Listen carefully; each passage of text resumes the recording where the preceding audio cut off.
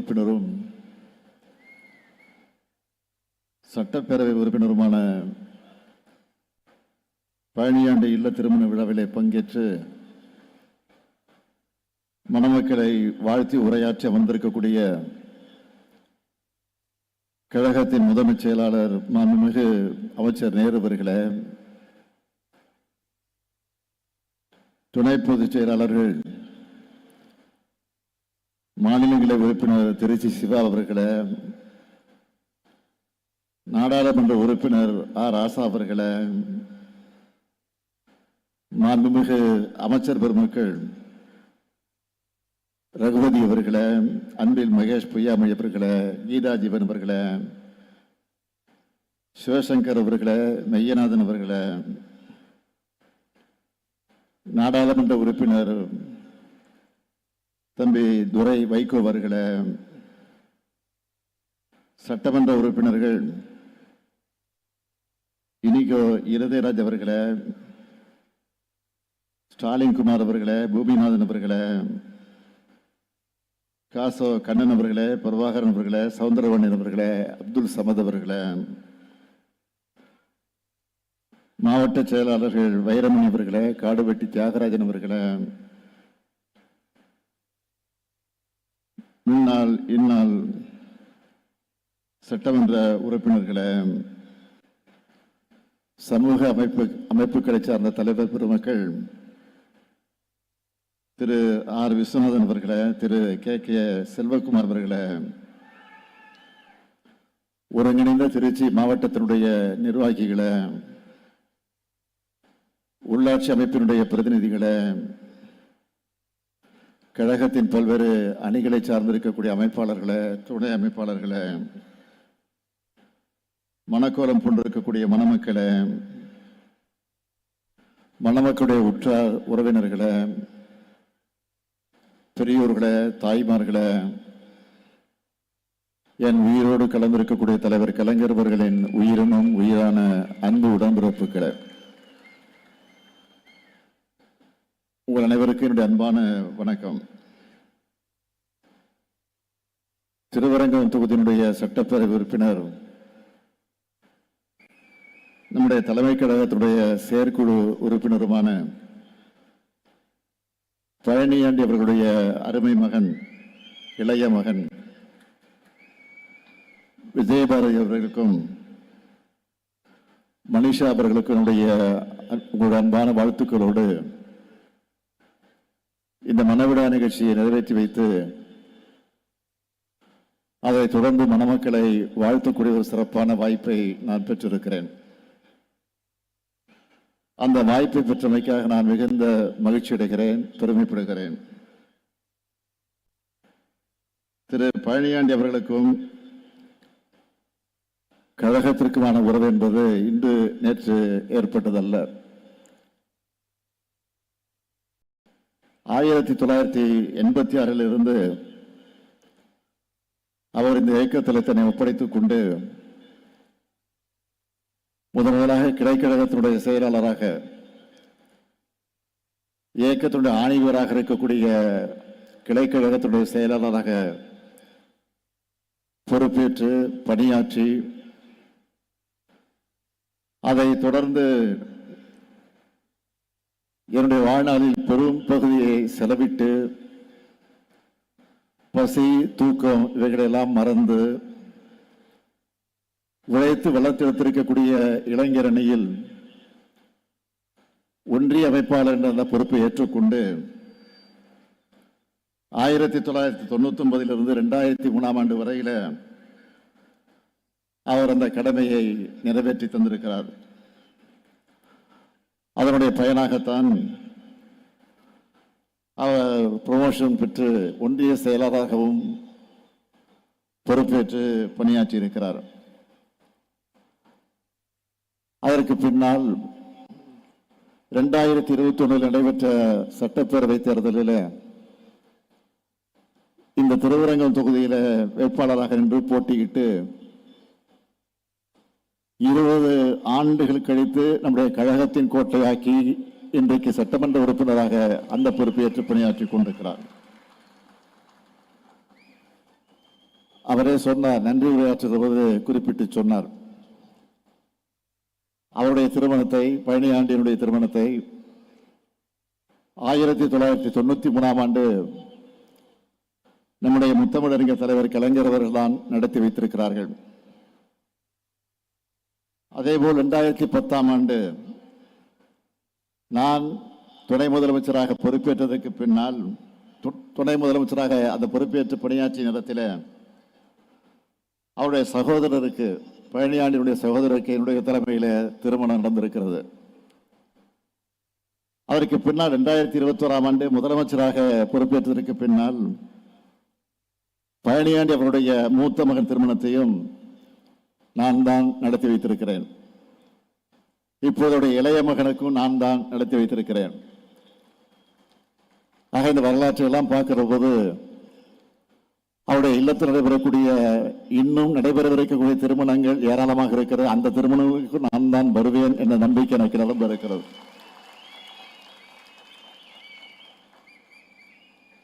அவருடைய பேரன் பேத்திகளுக்கு கூட நான் தான் திருமணத்தை நடத்தி வைப்பேன் என்ற அந்த நம்பிக்கை எனக்கு வந்திருக்கிறது. இப்படி இந்த குடும்பத்தில் ஒருத்தரா தொடர்ந்து பங்கெடுத்து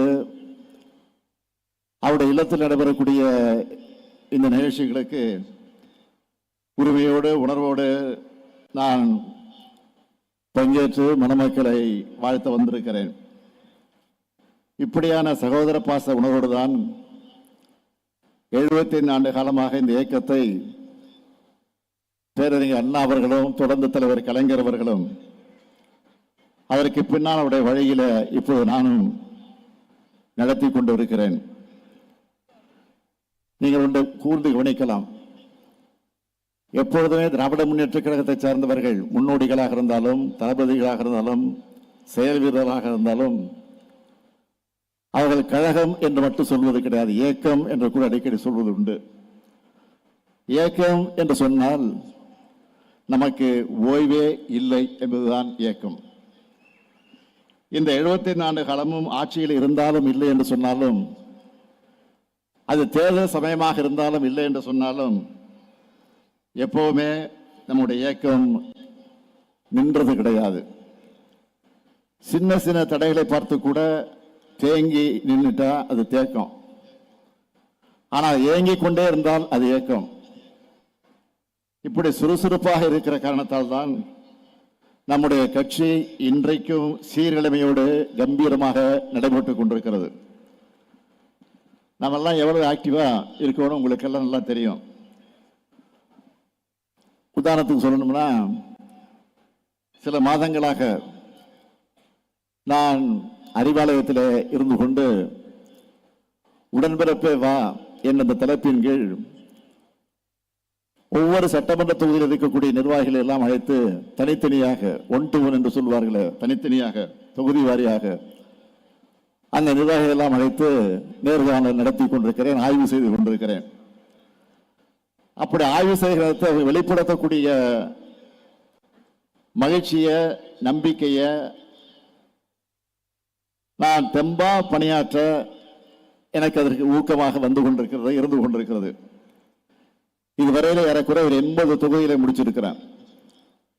விரைவில் 234 தொகுதியில நான் முடிப்பேன் என்ற நம்பிக்கை எனக்கு, அதை முடித்தே தீருவேன். அது ஒரு பக்கம். 2021 ஆட்சிக்கு வந்த பிறகு நீங்கள் கவனித்து பார்க்கலாம். ஒரு பக்கம் ஆட்சி பணி, அரசு விழாக்கள், சுற்றுப்பயணங்கள், நாள்தோறும் புதிய புதிய திட்டங்கள் என்ற அறிவிப்பு, இது ஒரு பக்கம். அதே போல கட்சி பணி என்று எடுத்துக்கொண்டால், உதாரணத்துக்கு சொன்ன நேற்று ஞாயிறு அன்றைக்கு, நேற்று ஞாயிற்றுக்கிழமை காலையில் மாவட்ட செயலாளர் கூட்டம் காணொலி காட்சி மூலமாக நடத்தினேன். அதற்கு பின்னால வாக்காளர் திருத்த பட்டியல் பணிகளை பற்றி நடைபெறவிருக்கக்கூடிய SIR-க்கு எதிரான அந்த பிரச்சனை, நாளை தினம் நாம் நடத்த இருக்கக்கூடிய கண்டன ஆர்ப்பாட்டம், SIR-ஐ கண்டிச்சு. ஆக அது பற்றி எடுத்து சொல்வதற்காக நேற்றைக்கு மாவட்ட செயலாளர்கள் கலந்து பேசினேன். அதை எப்படி நடத்த வேண்டும் என்று நம்முடைய கூட்டணி கட்சி சார்பில் நடத்த இருக்கக்கூடிய அந்த ஆர்ப்பாட்டத்தை சிறப்பாக நடத்திட வேண்டும் என்று அறிவுறுத்தி இருக்கிறேன். அது மட்டும் இல்ல, நேற்றைக்கு நீங்கள் வீடியோ பார்த்திருப்பீங்க, டிவிலாம் பார்த்திருப்பீங்க. எஸ்ஐஆர்னா என்ன, எஸ்ஐஆர் என்பது எந்த அளவுக்கு மக்களிடத்தில் குழப்பத்தை ஏற்படுத்தி இருக்கிறது, அதை எப்படி நாம் முறையாக பயன்படுத்திட வேண்டும், அதை என்ன காரணத்திற்காக கொண்டு வந்திருக்கிறார்கள். எனவே அது குறித்து நம்முடைய பொதுமக்களும் விழிப்புணர்வு பெற வேண்டும் என்பதற்காக வீடியோ ஒன்றை வெளியிட்டிருக்கிறேன். அதையெல்லாம் முடிச்சுட்டு மாலையில் விமானத்தை பிடிச்சு திருச்சிக்கு வந்து இறங்கி அதற்கு பிறகு இந்த திருமண நிகழ்ச்சியில் நான் கலந்து கொள்ள வந்திருக்கேன். இதை முடிச்சுட்டு புதுக்கோட்டைக்கும் போக போறேன். ஆக இப்படி ஏங்கி கொண்டிருப்பது தான் எனக்கு பிடிக்கும். அதனாலதான் இது ஏக்கம் என்று சொல்லுகிறோம். தொடர்ந்து இயங்கிக் கொண்டே இருக்க வேண்டும். அதற்காகத்தான் இது இயக்கம் என்று நாம் சொல்லிக் கொண்டிருக்கிறோம். அப்படித்தான் நிற்க நேரம் இல்லாம நாம் வேலை செஞ்சுட்டு இருக்கிறோம். நான் மட்டும் இல்ல, இயக்கத்தில் இருக்கக்கூடிய முன்னோடிகள், இங்க இருக்கக்கூடிய செயல் வீரர்கள் இன்றைக்கு பம்பரமாக பணியாற்றி கொண்டிருக்கிற காட்சிகள் எல்லாம் நான் தொடர்ந்து பார்க்கிறேன். ஆக என்ன காரணம்? எதிரிகளாக இருக்கக்கூடியவர்கள் புது புது உத்திகளோடு நம்மை தாக்குவதற்கு, நம்மை அழிப்பதற்கு, ஒழிப்பதற்கு புது புது முயற்சிகள்லாம் எடுத்திருக்கிறார்கள். வருமான வரித்துறையை ஏய்ப்பு விட்டார்கள். அதற்கு பிறகு பல்வேறு சிபிஐ என்றெல்லாம் சொல்லி பல்வேறு குற்றப்புலனாய்வுத்துறை மூலமாக எல்லாம் பல பல ஆயுதங்கள் எல்லாம் எடுத்து நம்ம மிரட்டி பார்த்தார்கள். இப்போது எஸ்ஐஆர் என்று சொல்லக்கூடிய ஒரு ஆயுதத்தை எடுத்து திராவிட முன்னேற்ற கழகத்தை இதன் மூலமாகத்தான் அழிக்க முடியும், ஒழிக்க முடியும் என்று முடிவு செய்து எடுத்திருக்கிறார்கள். இது வேண்டுமானால் வேறு மாநிலங்கள் வேணா எடுப்பதாமே தவிர உறுதியாக சொல்லுகிறேன், திராவிட முன்னேற்ற கழகத்தை பொறுத்தவரை தமிழ்நாட்டில் ஒரு காலம் அது எடுபடாது, முடியாது என்பதை அழுத்த திருத்தமாக நான் தெரிவித்துக் கொள்ள கடமைப்பட்டிருக்கிறேன். இன்றைக்கு ஒரு செய்தி உங்களுக்கு சொல்லி ஆகணும். நான் திருச்சிக்கு வந்த உடனே ஒரு செய்தி கிடைச்சது. என்ன செய்தின்னா, இந்த எஸ்ஐஆர் குறித்து நாம் நீதிமன்றத்துக்கு சென்றிருக்கிறோம். விரைவில் வர இருக்கிறது, அந்த பிரச்சனை வர இருக்கிறது. 11ஆம் தேதி நாளை தினம் நாம் நடத்த இருக்கக்கூடிய ஆர்ப்பாட்டம் அன்றைக்கு உச்ச நீதிமன்றத்தில் அந்த பிரச்சனை வர இருக்கிறது. நேற்று திடீரென்று அதிமுகவின் சார்பில் உச்ச நீதிமன்றத்துக்கு போய் திராவிட முன்னேற்ற கழகம் வழக்கு போட்டிருக்கக்கூடிய அதில் எங்களை சேர்த்துக் கொள்ள வேண்டும் என்று திடீரென்று போய் ஒரு மனு தாக்கல் செய்திருக்கிறாங்க. நான் கேட்கிறேன், உங்களுக்கு உள்ளபடியே அதில் அக்கறை இருக்கும் என்று சொன்னால், அதில் நீங்கள் உங்களுடைய எதிர்ப்பை தெரிவிக்க வேண்டும் என்று சொன்னால் முன்கூட்டியே போட்டிருக்கணும். ஆனால் திடீரென்று போடுவதற்கு என்ன காரணம்? இதை நீங்கள் யோசித்து பார்க்கணும். அந்த எஸ்ஐஆரை அவர்கள் ஆதரித்துக் கொண்டிருக்கிறார்கள். இன்றைக்கு பிஜேபியோ அல்லது தேர்தல் ஆணையமோ எதை சொன்னாலும் ஆதரிக்கிற நிலையில் தான் இன்றைக்கு இருந்து கொண்டிருக்கிறார்களே தவிர, இன்றைக்கு அடிமையாக இன்றைக்கு இருந்து கொண்டிருக்கிறார்களே தவிர அவர்கள் அதை எதிர்ப்பதற்கு துணிச்சல் இல்லை. ஆனால் இருந்தாலும் இன்றைக்கு நாம் தொடுத்திருக்கக்கூடிய வழக்கில் இன்றைக்கு தங்களை இணைத்துக் கொண்டிருக்கிறார்கள் சொன்னால் ஒரு கபட நாடகத்தை நடத்துவதற்காக திட்டமிட்டிருக்கிறார்கள். அது மட்டும் பிஎல்ஓ என்பது அங்க இருக்கக்கூடிய அரசு ஊழியர்களை வைத்துக் கொண்டு அந்த பணிகளை செய்வது. பிஎல்ஏ 2 என்பது கட்சியை சார்ந்த பிரதிநிதிகள் மூலமாக நாம் நியமிக்கிறவர்கள் பிஎல்ஏ 2 என்று சொல்லுகிறோம். அவர்கள் அந்த பணிகளுக்கு துணை நிற்பார்கள், உதவி செய்வார்கள், அந்த அதிகாரிகளுக்கு துணை நின்று பணியாற்றுவார்கள். இதுதான் பிஎல்ஏ 2 வேலை. அதை திராவிட முன்னேற்ற கழகத்தின் சார்பில் முறையாக நாம் போட்டு பிஎல்ஏ 2 போட்டு அவர்களுக்கு பயிற்சி கொடுத்து என்னென்ன பணிகள் எல்லாம் எப்படியெல்லாம் செய்ய வேண்டும் என்பதெல்லாம் முறையாக பயிற்சிவித்து அவர்கள் நியமிக்கப்பட்டிருக்கிறார்கள். அப்படி நியமிக்கப்பட்டிருக்கக்கூடியவர்கள் தவறு என்று சொல்லி அதை நீக்க வேண்டும், அதை தடுக்க வேண்டும் என்று சொல்லி அந்த பிரேயரை அடிப்படையாக வச்சு அதிமுகவின் சார்பில் இன்றைக்கு நீதிமன்றத்தில் அவர்கள் தங்களை இணைத்துக் கொண்டிருக்கிறார்கள். இதுதான் உண்மை. ஆனால் அது எடுபடாது என்பதை மாத்திரம் இந்த நேரத்தில் நான் எடுத்து சொல்லி, ஆக டெல்லியில் இருக்கக்கூடிய பிக் பாஸுக்கு நம்முடைய பழனிசாமி அமாமசாமி போட்டுத்தான் ஆகணும். ஆனால் அதையும் தாண்டி இன்னொரு காமெடி இன்றைக்கு பண்ணியிருக்கிறார். அதுதான் உண்மை. இதையெல்லாம் மக்கள் பார்த்து கொண்டு தான் இருக்கிறார்கள்.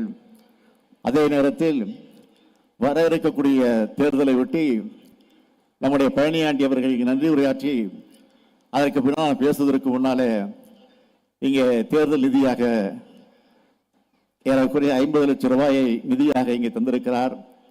உள்ளபடியே திராவிட முன்னேற்ற கழகத்தின் சார்பில் இது தேர்தல் நிதியாக முதல் அறிவிப்பாக இன்றைக்கு இந்த திருவரங்கம் தொகுதியிலிருந்து நம்முடைய பழனியாண்டி அவர்கள் தந்திருக்கிறார். நிச்சயமாக உறுதியாக இது ஒரு பெரிய வெற்றியை தருவதற்கு அறிகுறியாக இது அமைந்திருக்கிறது. ஆக 51 கோடியோடு நிச்சயம் நிற்க மாட்டார்.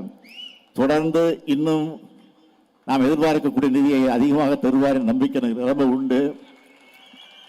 அதே நேரத்தில் இங்கே சமூக அமைப்பினுடைய தலைவராக இருக்கக்கூடிய கே செல்வகுமார் அவர்கள் இங்கே பேசுகிற போது தன்னுடைய சமுதாயத்தை குறிப்பிட்டு கடைகன் பார்வையை எங்கள் பக்கம் திருப்ப வேண்டும் என்று சொன்னார். கடைகன் பார்வையில் எல்லா பார்வையும் உங்கள் பக்கம் திரும்பவும், அதில் எந்த சந்தேகப்பட வேண்டிய அவசியம் இல்லை.